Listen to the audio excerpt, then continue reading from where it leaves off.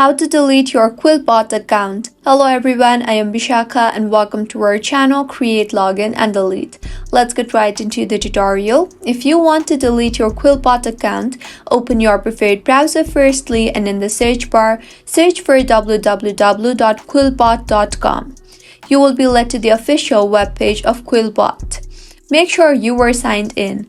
In order to delete your account, you will have to contact Quillbot as there is no direct way to delete your account from the web page itself. So tap on your profile icon and you will see the option for Contact Us there. Tap on that. In the interface that you will be led to, enter your name, email address, and your message. Make sure to be descriptive in your message. Once you are done filling in these details, tap on the send button. With this, your message has been sent to the Quillbot team. You will receive an email from Quillbot regarding confirmation, and they will contact you at the soonest possible and will help you in the account deletion process. If you find this tutorial helpful, do subscribe to our channel.